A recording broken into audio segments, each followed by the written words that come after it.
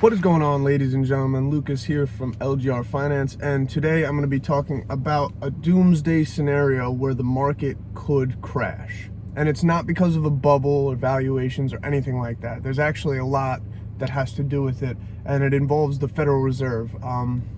If you don't know what the Federal Reserve is, I'll read it right here for you.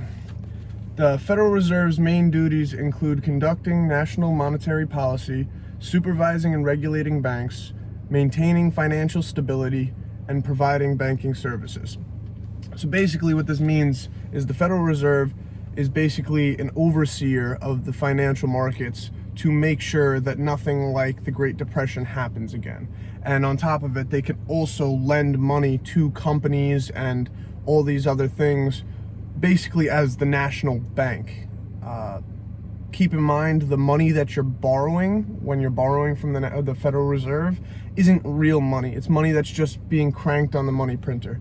And it's money we're gonna have to pay back at some point. The more we print, the less our dollar has value, and the more we'll have to pay in taxes in the future, which will also slow down growth to pay off this debt, because it is already out of hand between all the wars and all the money printing with the pandemic and all these different things causing a lot of money to be printed. So that is the main principle behind why this market could have a doomsday scenario.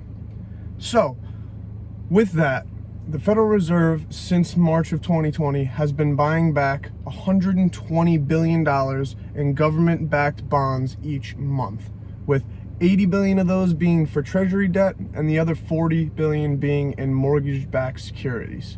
So think about that. We're going on to almost the second year of this pandemic, and think of it, 24 months times 120 billion. We've been constantly printing it every month.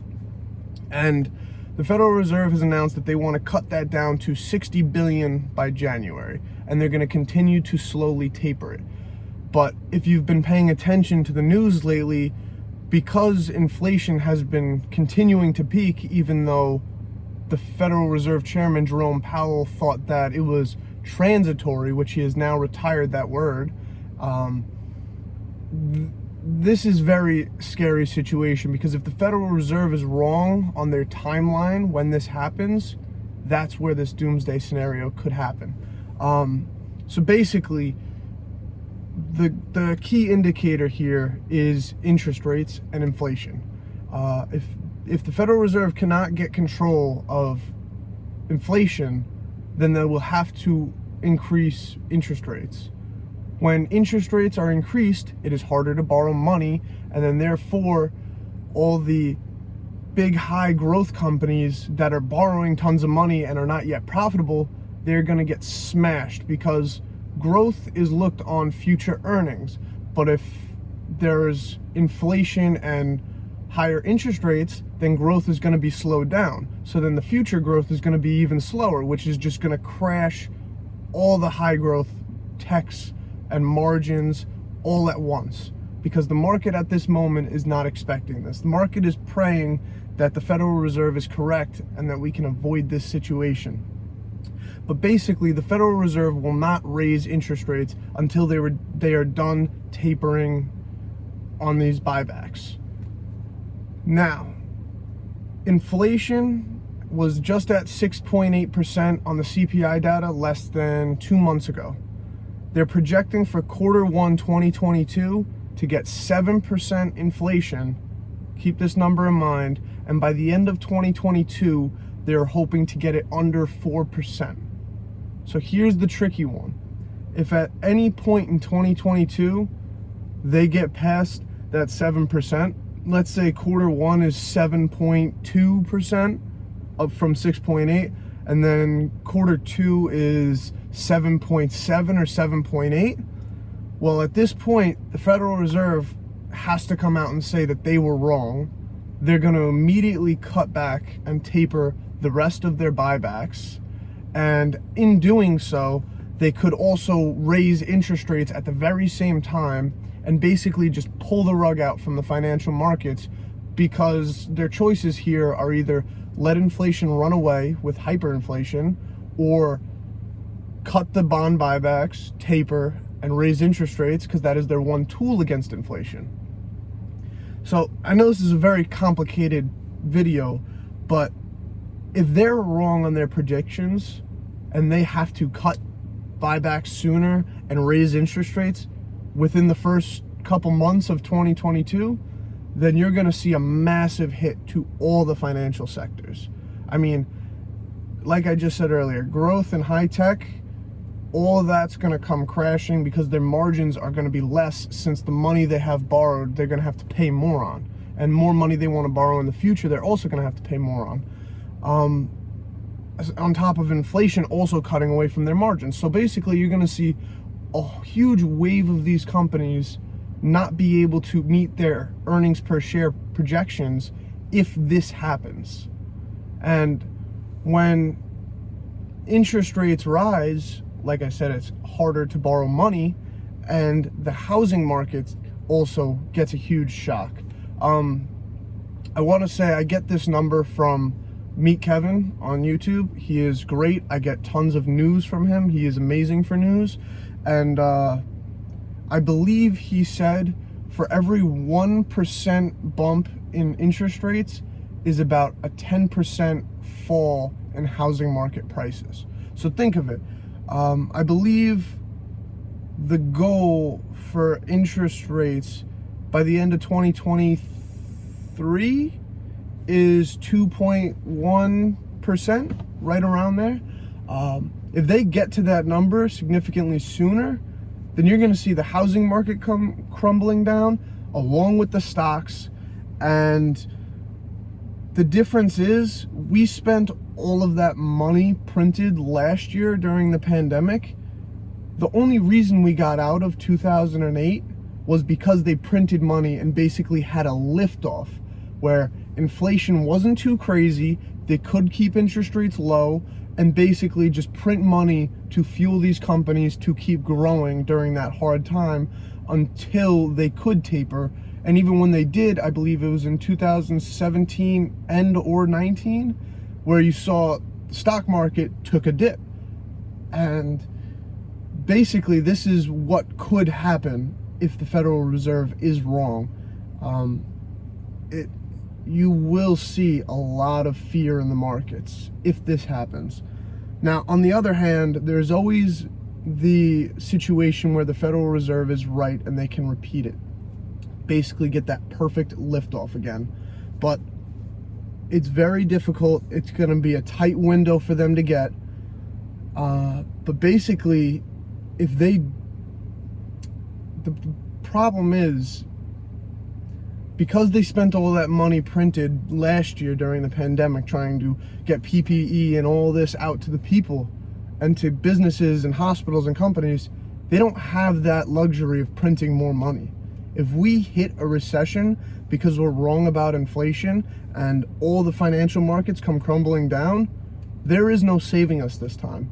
This would be the reset of our time for this generation, for millennials, Gen Z, and even the boomers who are retiring. And it's going to hurt a lot of people.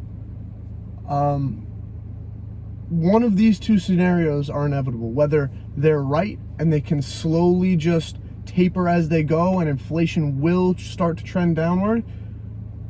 That's our best case scenario. But there is a very possible chance of high probability chance of this happening, where they're wrong, completely wrong about inflation, and they're gonna just have to start tapering instantly and raising rates, and that is the doomsday situation of these markets.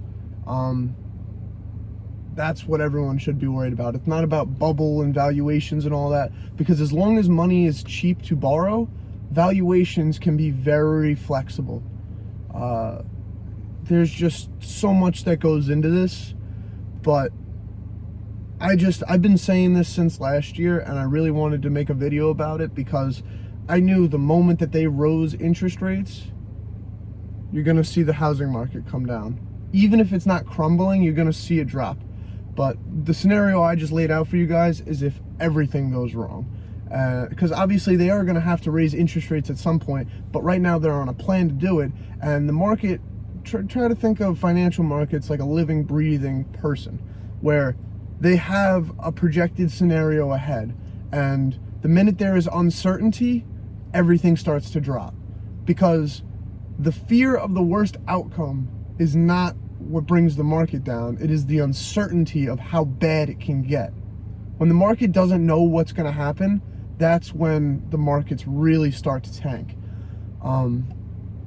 Yeah, interest rates are everything, and interest rates are based upon inflation, which has been crunched by supply and demand, because during the pandemic in the beginning, all factories were shut down and they couldn't meet the demands that people needed, because for almost 8 months to a year, nobody was doing anything. So then when the economy started back up like that, now you don't have the supply to meet all this demand. And what's going to happen, and hopefully this is where the Federal Reserve is right, hopefully that right now they're trying so hard to meet this demand that they start oversupplying, and then that way we can start bringing down the prices of these, individual goods and services. And then the CPI data could start reading lower and hopefully get to the Federal Reserve's 4% by the end of 2022.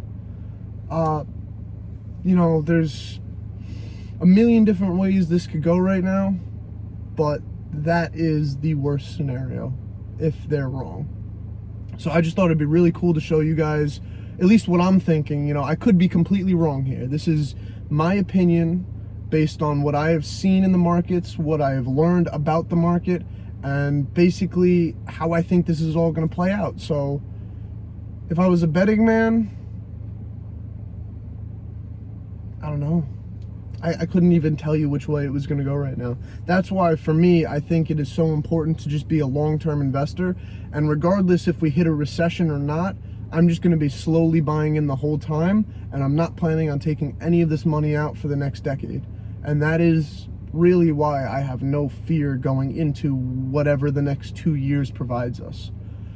If it is a recession, and I hope it's not, because that will hurt so many people across the country and the world.